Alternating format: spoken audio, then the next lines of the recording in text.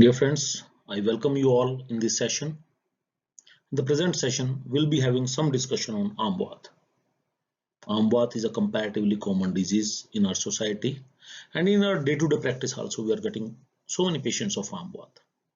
Interestingly, this disease comes in the impact zone of Ayurveda because the modern medicine do not have promising therapy for such immunological disorders, whereas Ayurvedic therapy or Ayurveda is comparatively more effective in managing such conditions. So more and more patients, they are looking towards Ayurveda for management of such immunological conditions. So every Ayurveda physician should have a reasonable knowledge of this particular disease. Now coming towards the objectives of this discussion. By the end of this talk, our undergraduate students will be able to understand the concept of Amavata as well as rheumatoid arthritis. They will be able to understand the clinical presentation of Amavata and rheumatoid arthritis. To diagnose Amavata and RA by using modern investigation tools and to have basic understanding of these investigation tools, where these investigations are done, what does these investigations mean, how they are done, and they will be able to draw logical conclusions out of the results which are obtained by these investigations. And lastly, they will be able to understand the clinical management of Amavata as well as rheumatoid arthritis. Interestingly, the description of Amavata as a separate disease entity is not available in Vritrayi, though the term Amavata has been very first time coined in Charak Samhita while talking about Grahani Chikitsa. Amavata as a separate disease entity has been very first time described in detail in Madhav Nidan, where the etiology as well as the clinical presentation of Amavata has been described in detail. Subsequently, in Charkadatta, the management aspect was very first time described. Later on, Bhaishya Ratnavali, Rasratan Samuchaya, Sharangdhar and other texts, they followed the description of Madhav Nidan as well as Chakradatta. Now coming towards Nidan of Amavata or the etiological factors of Amavata. In Madhav Nidan, it has been mentioned as Virud Ahar Cheshtasya, Manda Agni Nishchalasya cha. The very first etiological factor which has been mentioned is Virud Ahar. It is that incompatible diet which has got the capacity to provoke doshas, but it does not eliminate them, it does not expel them out of the body. 18 varieties of Virud Ahar have been mentioned in Charak Samhita like Desh Virud, Kal Virud, Agni Virud, Virya Virud, Sanyog Virud. For example, the simultaneous consumption of fish and milk is known as Sanyog Virud. Though the individual use of fish is good for health, the individual or separate use of milk is also good for health. Milk has been mentioned as rasayan, but the simultaneous use of both comes under the domain of Virud Ahar that reduces Agni, results in formation of Am, and ultimately the process of Amvar disease starts. Next etiological factor is Virud Cheshta. For example, taking exercise in a state of ajeen, or if a person is suffering from ajeen and simultaneously he is doing swimming, so that comes under the heading of Virud Cheshta. Again, that reduces Agni, results in formation of Am. Manda Agni.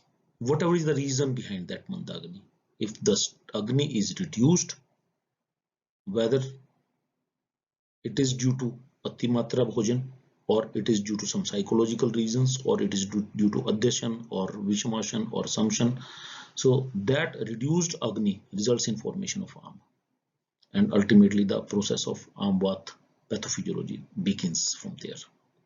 Nischalta, the sedentary lifestyle.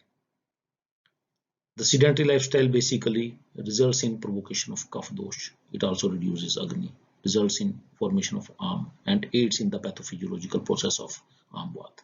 The last etiological factor which has been mentioned is doing exercise after taking a lot of Snigdha Ahar, because exercise is indicated in the empty stomach condition. So this also reduces Agni. Now apparently it looks that these etiological factors are not relevant in today's scenario, but actually these are, like Virudh Ahar, incompatible diet. You just think of fast food, just think of junk food, the pizza, the burger, the momo, and so many other food items.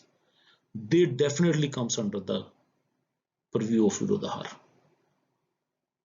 Likewise, Virudh Chesta. When we come home from market in summer season, immediately we switch on to the AC environment. So that also comes under Virudh Chesta. Nischalta, everyone is nowadays enjoying sedentary lifestyle. So all these etiological factors basically are relevant. Like in the morning time, people are not in habit of getting up early, and when they are going to gym in the evening after coming from their duties, they take some evening snacks and then they prefer to go to gym. So these factors are relevant today also. Now, so in context of Amavata, the main morbid factor is Ama, which plays the vital role in manifestation of Amavata, in the Samprapti of Amavata. Though Am itself is a very vast topic, can be dealt separately in a different lecture, but in context of Amavata, I will definitely like to reiterate upon certain points regarding Ama. The entire concept of Ama revolves around Agni. The hypofunctioning of Agni or reduced Agni or Agnimandya results in formation of Ama. Ushno alpabalatvein dhatu madhyam apachitam. Due to hypofunctioning of Agni, first dhatu, that is Ras dhatu, is not properly formed. The undigested food remains stagnated in the intestines for a longer duration of time, gets fermented and transformed into toxic substance which is known as Am. So Am formation can take place at the level of gastrointestinal tract in the state of Jathagni-mantya. Likewise, whenever there is Dhatu Agni-mantya, Am formation similarly can also take place at the level of Dhatus. In context of Grahani Rog, it has been mentioned in Charak that so many factors like Abhojan, Atibhojan, Adhyashan, Vishmashan, like Vegdharan and many other factors can result in hypofunctioning of Agni or impairment of Agni, and that impaired Agni is not capable of digesting food and ultimately Am formation takes place. So that is another concept. But in Ashtanga, there are different concept has been mentioned, that it's not always Agni which is responsible for formation of Am. Sometimes excessively vitiated doshas may also combine together to form Ama. So that is a different concept where involvement of Agni is not directly there and ultimately the Ama is formed. Sometimes the Mal Sanchaya is also termed as Ama. So many metabolic events are taking place in the body. The A substance is getting metabolized into C, and when this metabolic process is not completed and when the A substance is not getting transformed into C, and instead of getting transformed into C, it is arrested, this metabolism is arrested at the level of B or midway, then this mid metabolic product which was not supposed to be formed, if that is formed, that is like a mal, and that accumulation of mid metabolic product behaves like Am. So Am can take place at the level of different levels, it can be at the level of Jatragni, it can be at a level of Dhatus, it can be at the level of metabolism, and sometimes without impairment of Agni, Am formation can also take place. Now coming to the Samprapti of Amavata. The indulgence in etiological factors, whether it is Virudh Ahar or Virudh Chesta, Mandagni, Nishalta, or doing exercise after eating huge amount of Snigdha Ahar, all these factors, they result in hypofunctioning of Agni leading to Am formation, and this Am has Nana Varna and Atipichal character. Nana Varna is seeds of different colors because of involvement of all three doshas, and because of Atipichal character, it has got a tendency of causing Srotosang, and that Srotosang further provokes Vadosh, because we know that Vayu Dhatu Kshat Kopumargasya Avrencha, and this Nana Varna Atipichal Am along with provocated Vata dosh circulates in the entire body through dhamanis, and it settles down in the Shlesham Sthan.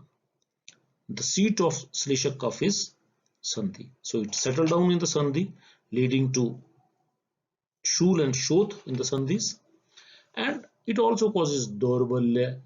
When it goes to the Hriday, it causes Hriday Gaurav. Apart from that, this arm also causes many other adverse activities in the body. It results in Srota Abhishandan. Srota Abhishandan is nothing but there is beginning of inflammation in the synovial membrane, in the joints. The synovial membrane attracts more and more inflammatory cells. Different type of WBCs are attracted at that particular site of synovial membrane, and inflammatory and pro-inflammatory markers are formation takes place that results in congestion of synovial membrane, and ultimately active synovitis takes place.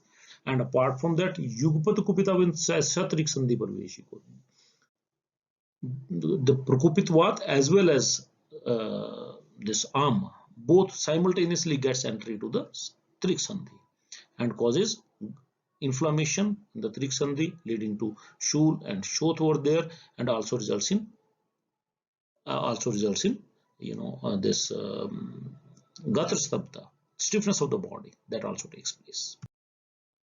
Now the same thing has been shown over here in terms of flow chart also. The indulgence in etiological factors, whether it is Guru Snik, the Annapan, that results in Agrimandya, Amdos formation is there, and simultaneously Vat Prokop takes place because of the independent etiological factors and because of Sroto growth. Am and Vat both they combine together, and this provocated Vat help in circulation of arm in the entire body through dhamanis, and ultimately get settled down in the Shlesham Sthan, particularly Shleshak Kaf Sthan, that is Sandhis, and results in formation and that causes Rasva Srotosang and results in clinical manifestation of Amvat in terms of Sandhi, Shul, Shoth, Stabta, Gaurav, Jwar, Hriday, Dorbalya, etc., and ultimately results in Amvat. Now, so far as Samprapti Ghatak of Amvat are concerned, it's a Tridoshaj Vyadhi where there is predominance of Vata dosh, but there is definitely low involvement of Pitta as well as Kapha dosh. Dusha are Ras, Rakt, Mas, Snayu, Asthi, Sandhi as well as Kandra. Srotas is Rasva Srotas. Srotadushti is Sangatmak. Agni is Jatragni Rasdhatu Agni Mandya. Adhishthan is Sarvasandhiya. Udbhavsthan is Amashya. Rogmarg is Madhyam Rogmarg, and it runs in a chronic course. Now, probable pathogenesis of RA. We will discuss pathogenesis of rheumatoid arthritis in detail after completion of Ayurvedic concept. But at this point of time, when we are talking about the Samprapti of Amvat, I will definitely like to devote a couple of minutes on talking about the probable pathogenesis of Amvat, because that help in understanding the concept of arm in terms of modern perspective. So at the outset, we know that enteropathy takes place, or what we call as arm formation takes place at the level of gastrointestinal tract, and that arms behave like antigen. So it's an antigen of GI origin, and that antigen or arm gets access to blood. It circulates in the entire body, results in formation of antibodies, as consequently antigen antibody reaction in the body starts, that results in continuous inflammation, and the cascade of inflammation results in destruction of cartilage, active synovitis, and ultimately rheumatoid arthritis manifest in terms of various clinical features. So the antigen, which is supposed to be the initiating factor of rheumatoid arthritis, that may be probably of GI origin, and that strengthens the concept of ama, which has been envisaged in Ayurveda. Now, coming to the clinical manifestations of Amvat, that is Amvat Lakshanas. The clinical manifestations of Amvat or Lakshanas can be categorized under 4 headings, that is Amvat Pratyatma Lakshan, Amvat Samanya Lakshan, Amvat Doshanubandhi Lakshan, and Pravardh Amvat Lakshan. Now, there are basically 3 Pratyatma Lakshan or cardinal features of Amvat. First one is Sandhi Shoth, that is swelling in the multiple joints. Second one is Sandhi Shul, it's pain in the joints. And third one is Gatar Sabta, that is stiffness in the body. Now coming to the Amvat Samanya Lakshana. अंगमर्द अरुचि तृष्णा आलस्य गौरव ज्वरः अपाक शून्यता अंगानाम आमवातस्य लक्षणम. अंगमर्द, generalized body aches, aruchi, anorexia or disliking for the food, alasya, lethargy, trishna, feeling of thirst, gaurav, heaviness in the body, jwaraha, sometimes there can be low grade fever, apak or indigestion, shunata anganam, or there can be swelling in the joints as well as in the extremities. At this point, none of the features are suggestive of joint involvement. All these features are basically the manifestation of Amadosh. Interestingly, in the initial stage of rheumatoid arthritis also, the clinical features are very vague, and that is why making diagnosis of RA in the initial stage is very difficult. So the features of RA as well as the Samanya Lakshana of Amvat, they resembles closely to each other. Now coming to the Pravarta Amvat Lakshanas. These Lakshanas or clinical manifestations, they become evident when the disease becomes chronic, when it is full blown. These features are partially because of Amadosh and partially these features are because of involvement of various joints or sandhis. Now the features of Pravarta Amvat are Hastapad Anguli Sandhi Shodha. That is, involvement of smaller joints of hand and feet is also there. Later on, as the disease becomes chronic, the larger joints or bigger joints are also involved, like Janu, Gulf, Trik, they are also involved. Cervical spine involvement as well as sacroiliac joint involvement is also seen. Karoti sarujam shotham yatra dosh prabhadyate. That is, migratory type of joint pain is also one of the very important feature of Amvat. And sometime on the basis of this migratory type of joint pain, some Ayurvedic scholars, they do try to correlate Amvat with rheumatic fever, because migratory polyarthritis is again a very important feature of rheumatic fever. Hridaya Graha, Hridaya Gaurav, there is pain and heaviness in the precordium can also be there. Nidra Vaiparya or disturbed sleep, that is pain where patient feels more sleepy in the daytime and there is total lack of sleep in the night. Vrishchik Danshvat Vedana is again a very peculiar feature of Amvat. Apart from that, Jadde, Sankoch, Khanch, all these conditions, they are reflecting various type of joint deformities which are inevitable as the disease becomes chronic because of chronic synovitis, various contractures and various joint deformities they do takes place, which are reflected by these conditions, as well as Agni Dorbalya, Antakrujan, Anaha, Vitvibandh, Prasek, Aruchi, all these features they are suggestive of Anvaha Srotas involvement. Apart from that, Gaurav, Utsahani, Chardi, Trishna, Bahumutrta, Murcha are other features which can also be seen in Amvat, Pravarta Amvat condition. Amvat has been differently classified in Harit Samhita. In Harit Samhita, this particular disease has been classified into 5 varieties, that is Vishtambi, Gulmi, Snehi, Pakwam and Sarvang. The detailed clinical manifestation of these different varieties has not been mentioned in Harit Samhita. Now coming to Sadhya Sadhyata of Amvat, that is prognosis of Amvat, where there is involvement of single dosh, that is Ek Doshach is Sadhya. The disease is in early stage, complications are not there, can be managed with appropriate treatment, and where there is involvement of 2 doshas, that is Yapya, that is disease can be controlled with appropriate treatment, but as and when the treatment is withdrawn, again that disease flares up. And in third situation, where all 3 doshas are involved and there is Sarvdeha Shoth, or there is swelling in the whole body, that disease is supposed to be incurable.